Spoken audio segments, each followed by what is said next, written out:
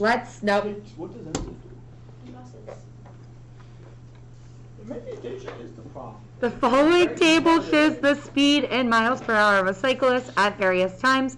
Use a trapezoidal approximation to find the distance in miles the cyclist traveled in a 12-minute time interval. So, before we start this, I do have a question on number 4, 2C. So when we do midpoint with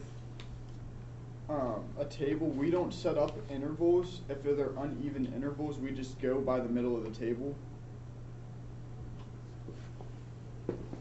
Like it wanted 2 intervals, so when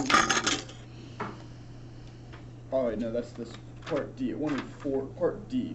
Yeah, I wanted 4 sub-intervals.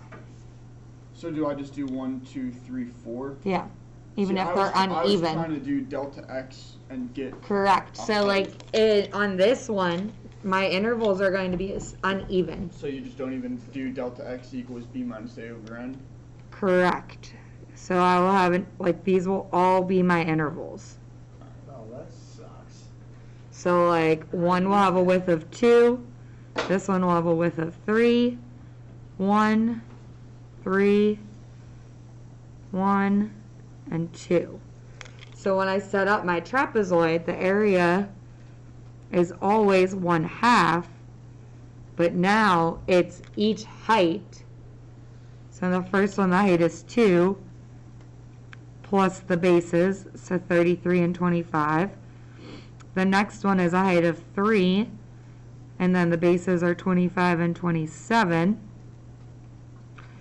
And then 1, 27 and 13. And then 3, 13 and 21.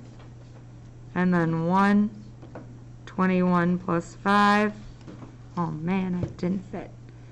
And then 2, 5 plus 9. Alright, I'll leave this one up to someone else. Hold on, I'm adding. Someone else. Alright, so 1/2, 2, 58, plus 3, 40, 52, plus 1, 30, 40. I'll do the 1 3, times 27 plus 13. 34. So 40. Plus 1, Hey, I'm doing that one. 26, plus 2, 14, equals... This is gonna be so bad. Yeah, but see, like, this is where I would distribute the half sooner rather than later. Like to cancel. Because it cancels Yeah, out. so like here, I would make that 58. And then like here, I'd make it plus 3 and 26. Oh, you can do that. Yeah, and then this becomes 20. And then that becomes 3 and 17. And then 13. And then 14. Personally, just because I think the numbers are a lot smaller. Did you get 234?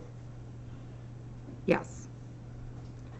So 75, 76, 77, 78. What's half of 34? 17. 6, 30, 21, 51, 13, 14.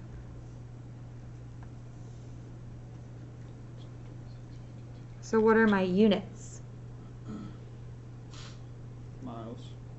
I don't know. Yes, Isn't it per I'm not doing mile per math hour? yet. it is miles. Square. So just miles. Because, well, it starts as miles per hour times minutes. Comes out And to we be can't 78 have- times 3. Well, we're going to What's talk about how to make it miles. what's 78 times 3? 78 times 3? Why would I do 78 times 3? Is it It's just 78. No, because if you, the way I add by grouping, so I have 78, those two are 78, and those 3 are all 78. Well, 75 times 3 would be 225. 150, 225, and then add 3 and 3 is 9. Yeah, so 234. Is that the right answer? Yes. So this inside here, all of these heights being added are miles per Hour. yes. But then you are multiplying again by time in terms of, Minutes. so usually what happens is you have miles per hour, where the hour is down here, times hours, and they cancel. So your answer, because again it says to find the distance in miles. You have to multiply So right- by 60 over 1. Yeah, so right now my answer is in miles per hour per minute. Or 1 over 60. So I need to get rid of the minutes and the hours. So we're going to multiply by 1 hour over 60 minutes so that the hours cancel and the minutes cancel, leaving me with miles. So that's really like saying 234 divided by 60. Miles. Yes.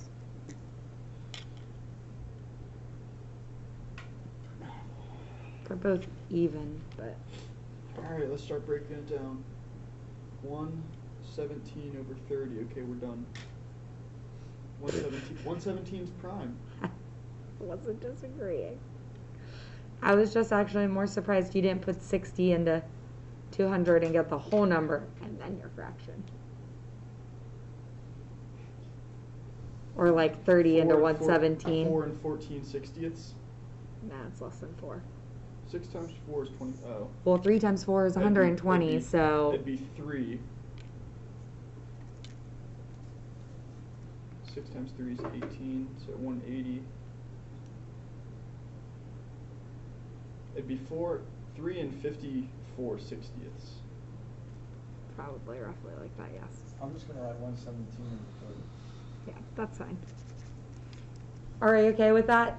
Does that help, like, even answer your homework question about the intervals? Yeah. If they're not even, then you have to make it, You just do trapezoids, yeah. yes, or rectangles, or like, if the one you asked about was like the midpoint, it says with 2 subintervals.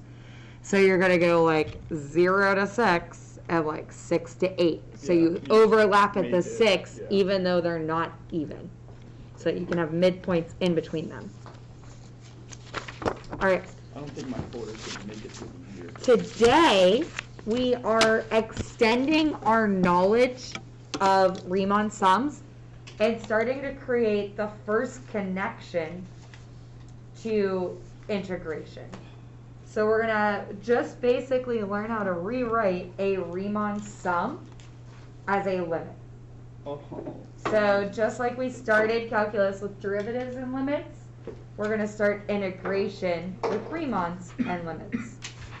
So what we're gonna do today is focus on rewriting the definite integral as a limit. Is there a stapler? Look at the I bottom. gotta right. fix it. Corey, There's look at one in the bottom back, right but of my this page. coffee thing is probably covering it. Yeah. Where did you say? I'm sorry. Right by my coffee thermos. There's one behind it. Keep going, keep going. This is where my grade falls, Deja. Why?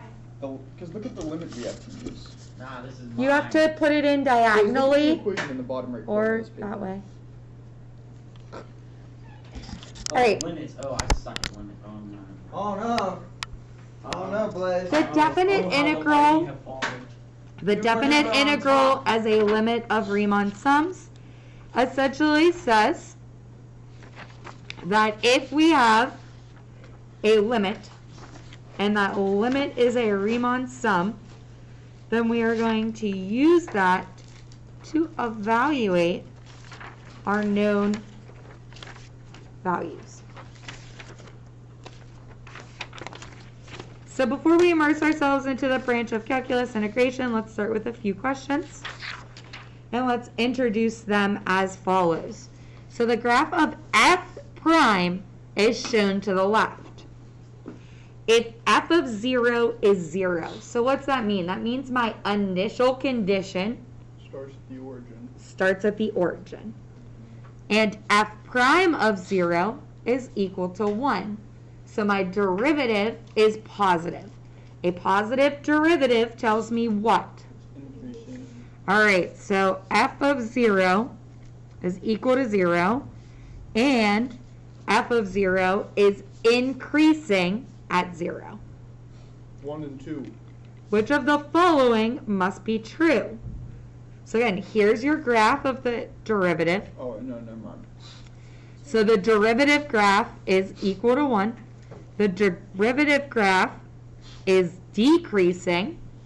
So if the derivative graph is decreasing, the original function is what? So it goes back to the table, right? So if this is, no, decreasing means the derivative is negative. So if the derivative is decreasing, the original is, It's slowing. it's slowing, so its concavity. It's changing. So what is its concavity? Up. Down, because it's decreasing. Oh, because Derivative is decreasing, so f is concave But you down. can only look at concave down or up because it's the second derivative. We have the first So, derivative, so you can tell yeah. the second derivative from the first derivative. F of x is concave down. That's the part I didn't do so hard on. From 0 to 1. I'm just mad I put 1 between 0 and 2. And f of x is I missed 2 points for that. increasing at x equals 0. And really 0 to 1, because it's, well, f is increasing 0 to 2. So f of x is what? Concave down 0 to 1. So which of the following are true? F of 0 is greater than f of 1. No, No. Why no? because f of 0 is 0, and f prime of 0 equals 1, which means that it's increasing up to 1.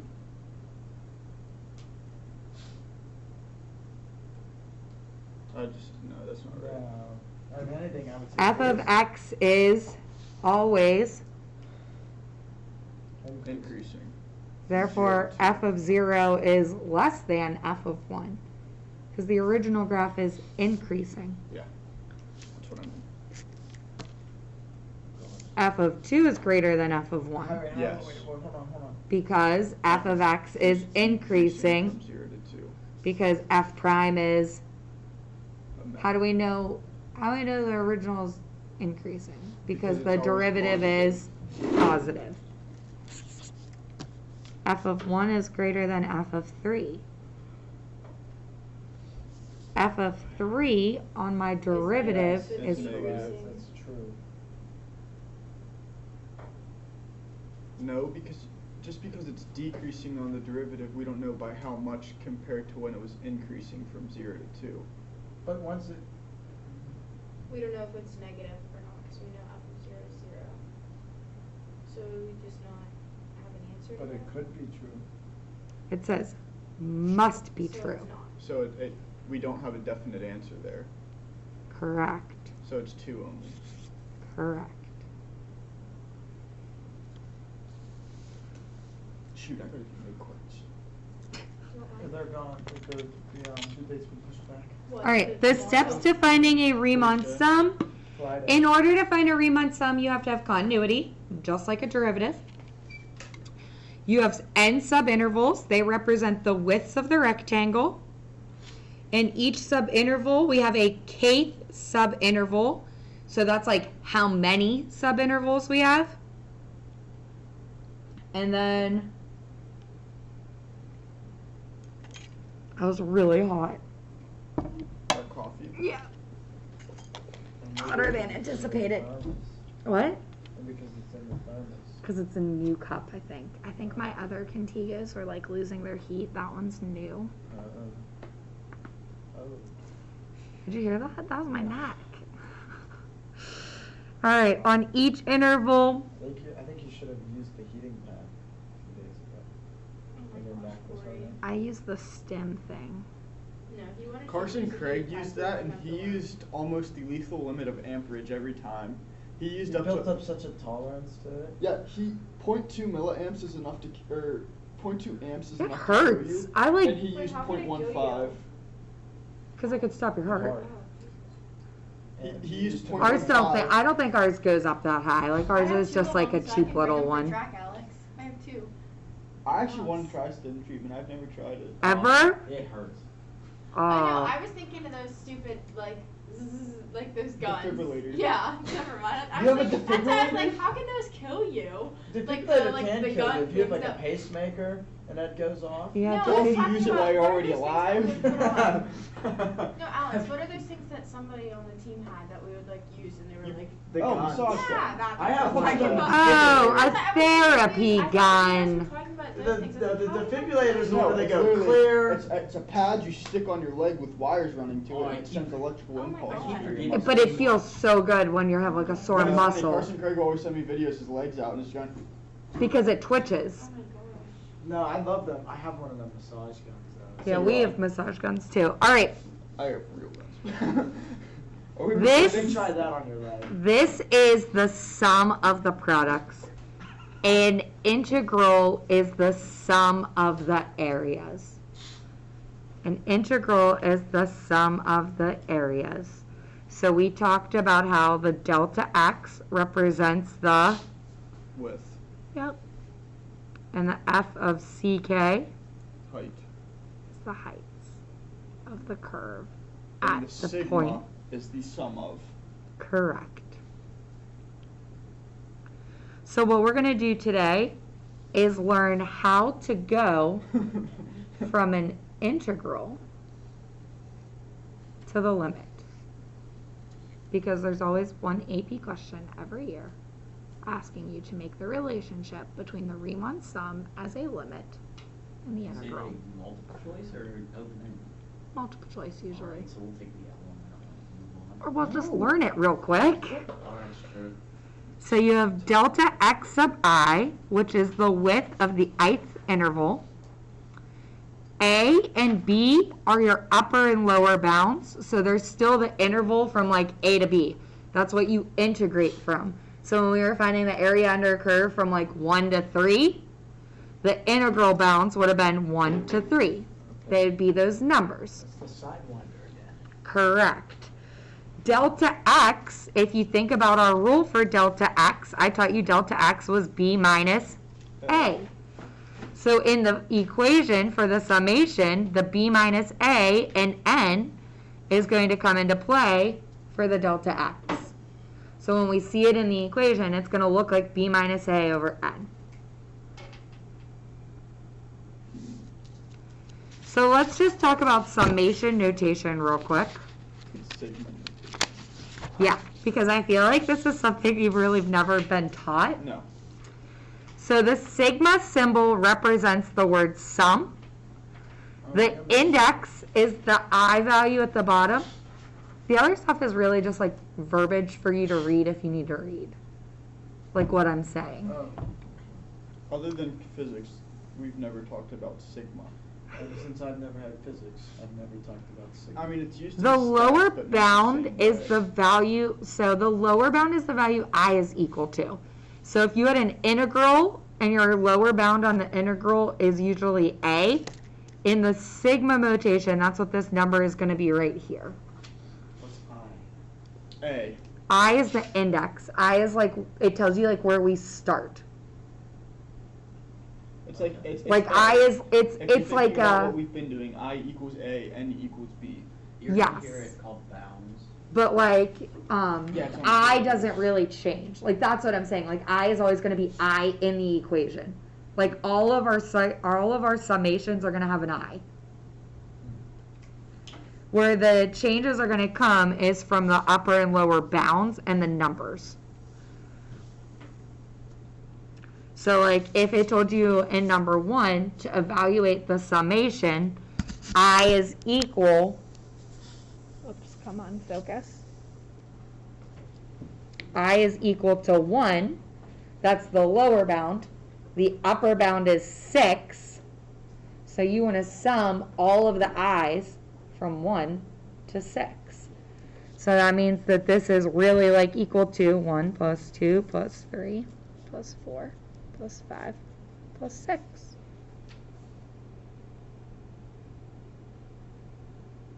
which is? I don't know, probably like 19. No. No, it's more than that. 11 plus 4 is 15, plus 2 is 18, plus 2 is 21. Good. That was close. In example B, this one's a lot more difficult, so this would be a calculator question. Oh my, we have to go from 3 squared up to 12 squared. Exactly. So you can't really do that in your head. Don't. 9, 16, 25. So this would be exactly the representation of 3 squared plus 4 squared plus dot dot dot dot dot all the way up to 12 squared. Oh my gosh. You should never accept that. I mean, it's 9, 16, 25, 36, 49, 64, 81, 100. Oh, I forgot my 1. 121, 144. Yeah, but I'm a slow adder. Please no.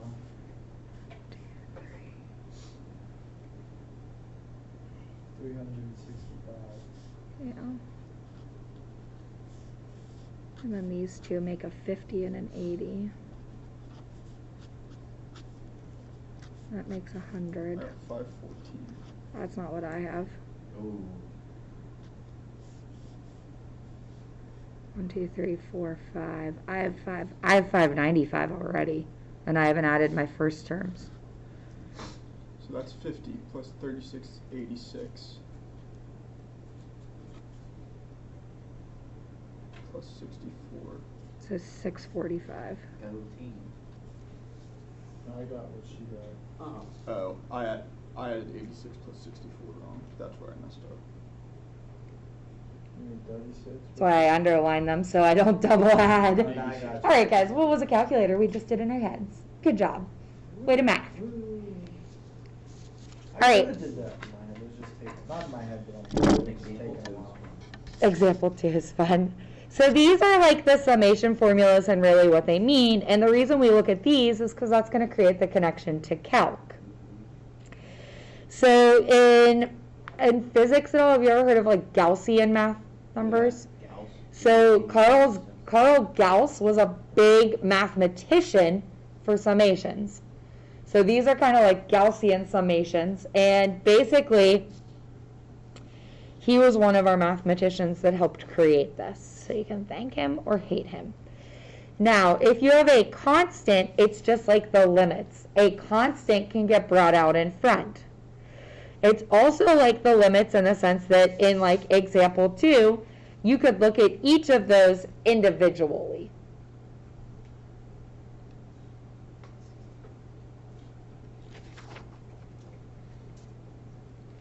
So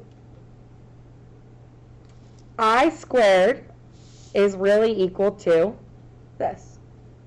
So all we want to do in this one is rewrite it using the summation formulas. I don't want you to actually do it. So using the summation formulas, rewrite example 2.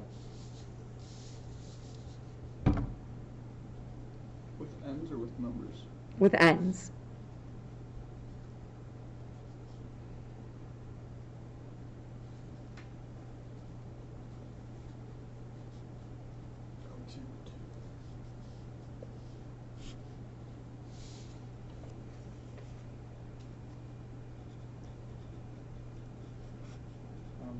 Lost. I lost you? Well, let me just see the answer and then I can figure it out. Sorry.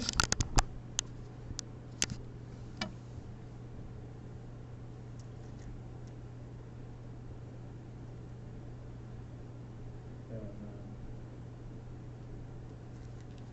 Oopsies. From 10 to 1. I already did my summation. So the formulas are up at the top. You're using the summation formulas to rewrite it without the summation symbol. And then I literally rewrote the summation symbol, not thinking about what I was doing. So I squared is equal to this. I is equal to that. And C, which is like a constant, so C is a constant, becomes the constant times n. So this represents the summation formula. what makes knowing the summation formulas nice is that you only have to plug in the upper bound to get your final answer. Is it 370?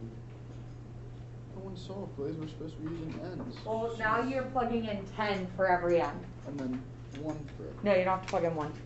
It's not like a Just limit. Plug in the top. Yes, because the 1 represents, remember this represents n, and that represents I. So do I have any i's? No. Your advisor, you couldn't get it done. Yeah, sounds like I just have to come in and guess. Well, I think we did figure out the problem because right away we're already talking.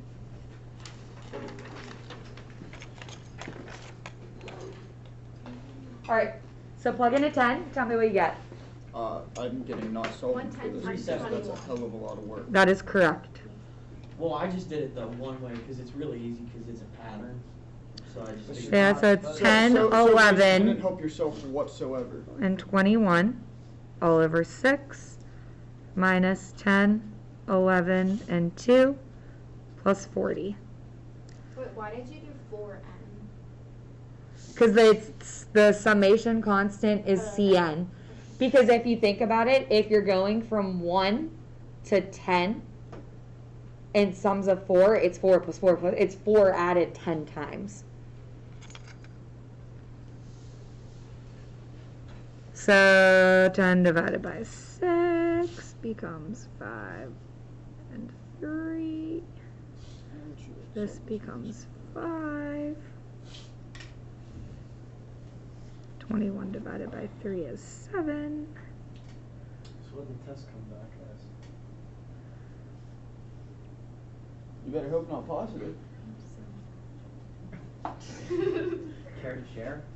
They said 15 minutes, I should actually have it by now. That's not a good sign if you don't. No, I don't. I Maybe they check have my to, email. maybe they saw. All right, it so you get 370. Are we okay with this? I am. It's a little tricky, but like the idea is the connection between this and integration. So this is the connection. We have been talking about widths of rectangles.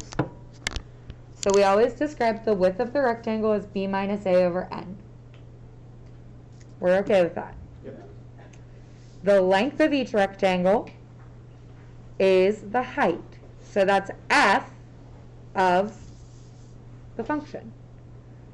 In the case of our formula of turning a Riemann sum into a summation or a limit, it's f of a plus the interval b minus a over n times I. So times the lower bound. Exactly. If it's a right rectangle, it's I minus 1. I mean, if it's a left rectangle, it's I minus 1. 95% of the limits are going to be right side limits Well, I was because they're more confused. naturally occurring because it's the index to the upper bound. So you're usually finding the summations with the upper bounds. So you said, say that last sentence. When we do our Riemann summations and we're rewriting the formulas, they're almost always going to be with the length of the rectangle coming from the right side because algebraically it's the more natural side to take the heights of, and the endpoints are much more easy to calculate where this is I minus 1.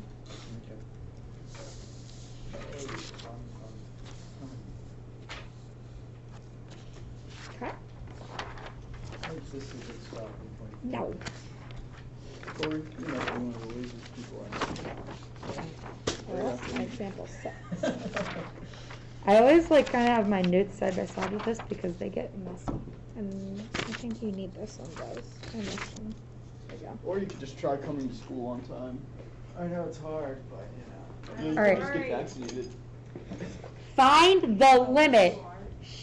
So remember, in calculus, the limits are going to infinity because we're trying to make the width of our rectangle as small as humanly possible. So we're finding the limit as n approaches infinity because we're making the rectangles as small as possible. The lower bound is 1, and the upper bound is n. This right here represents the f of x function where this represents the width. So this 2 over n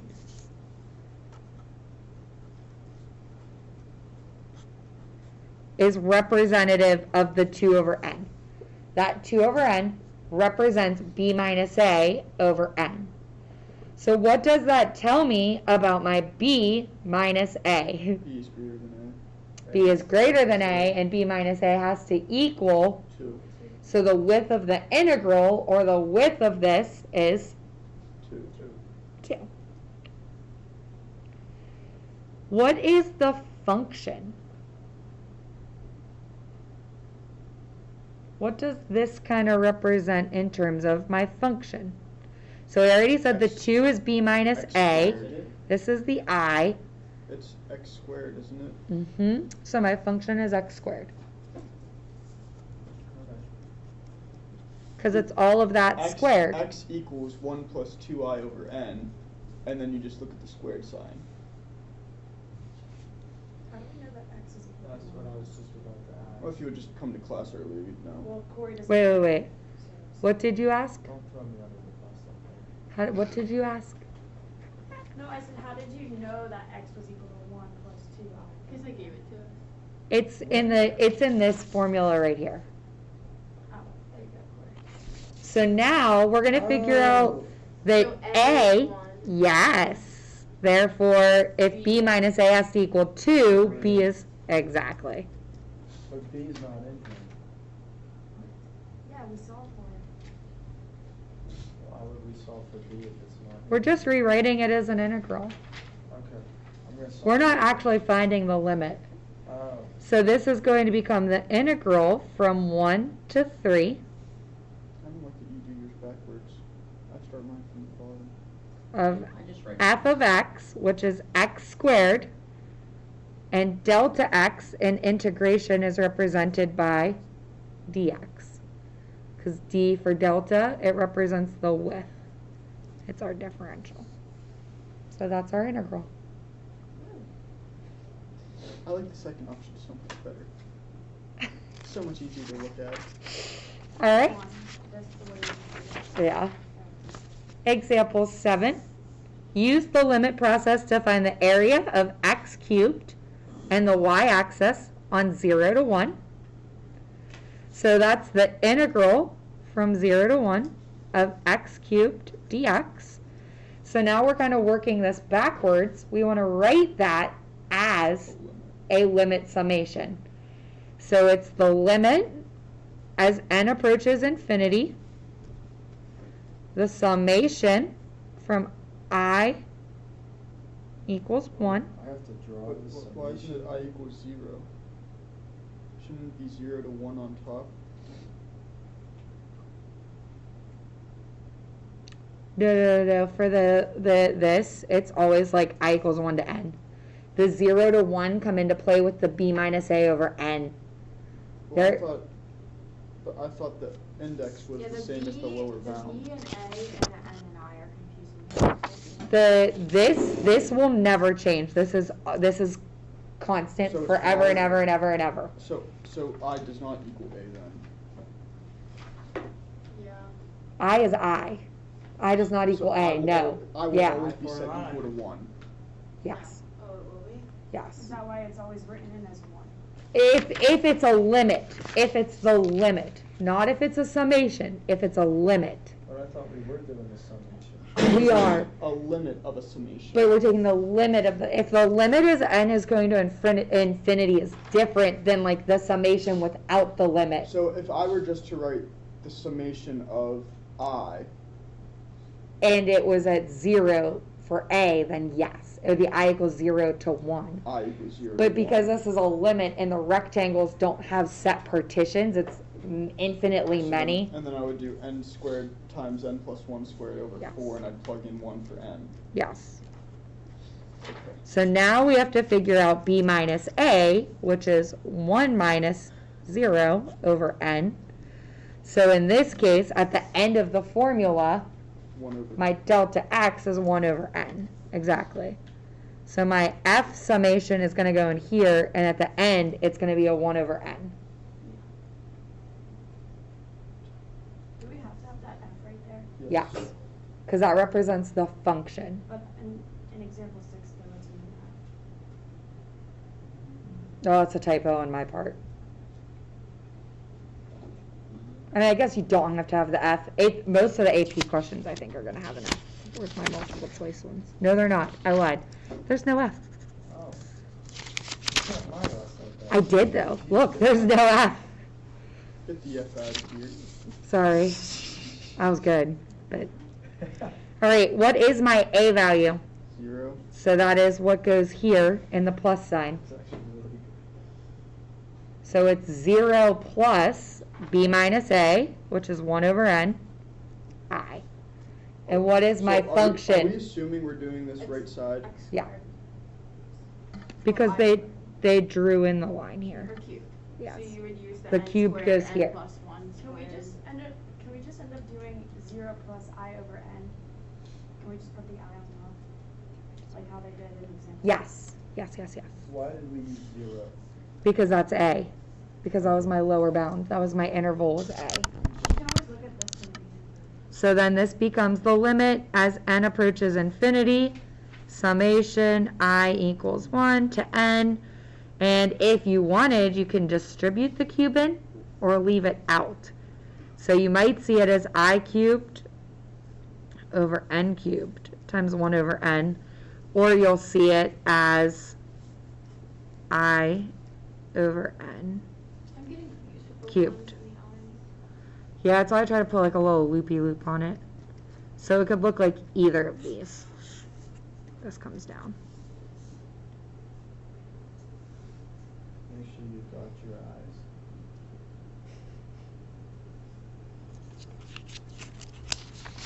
Wait, how does it go to I cubed over N cubed? Because it could distribute. But wouldn't this still be 1 plus I cubed over N cubed? No, it's 0. It's 0 because the starting point is 0.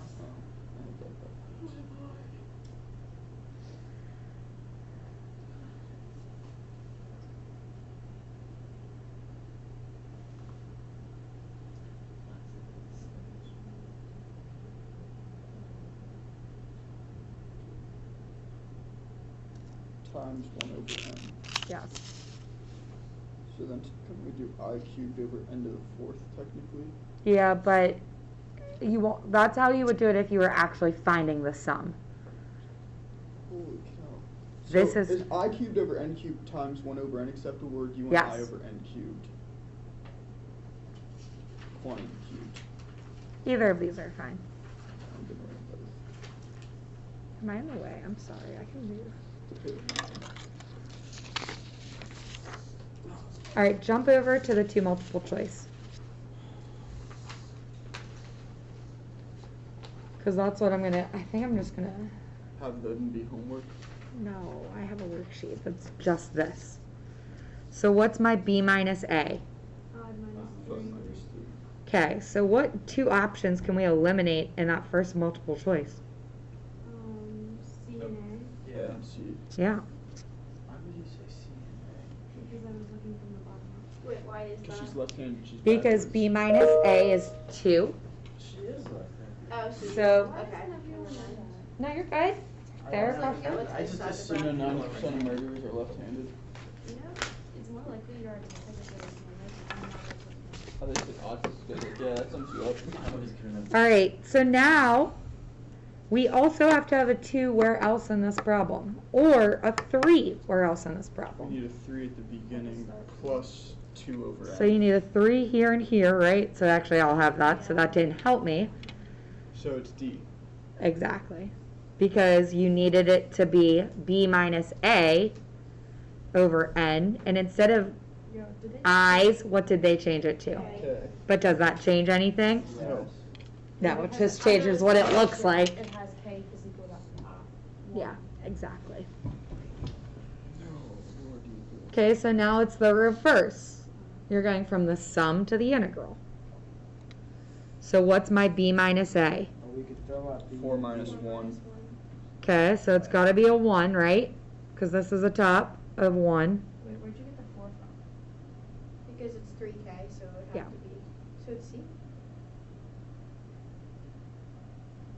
Well, my A is 1. Yeah, and your K is 3. So it had. Why is this one just a 1 then? Hold I was on. gonna say something's not adding up, that's why it should be, that's why I crossed out Um, B and D, because it has to Yeah, subtract it's the not, one. it, my B minus A is not 3. My B minus A is 1. That 3 is gonna be part of the problem. so why in the last one did we have 2K? That's what I was getting. Because B minus A was 2. But I And this one, the problem was on the outside. So remember how in that example I showed you I cubed could come in or I cubed could be out? They brought in part of the problem here. okay. So this is like the square root of 1 plus 3x. Okay. So the problem is within the summation. Well, we could still give it a, well, But actually, why all is of it them. 3x over So n? A is still 1. So it has to. B minus A is 1. So wouldn't It B be 2? still has to be Well, we don't need to know what B is, right? Yeah, it's A. We just- A. Because this one, sorry, is not the A, it's part of the problem. Oh, so A isn't equal to 1. No. A could be equal to 1. It could be. No. Yeah, technically isn't A equal to You 1? just need a bound to be a distance of 1. So And this is whatever's the under the- only one that has a distance of So 1. what's under the parenthesis doesn't mean anything in this problem. We're going solely off the 1 over n.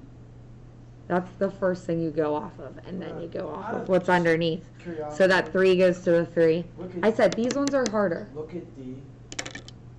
okay? If you take 1/3. D is the average value though, the 1/3 can't be there. Okay. That's the average value So of you the square root. immediately looked at A because A had the only distance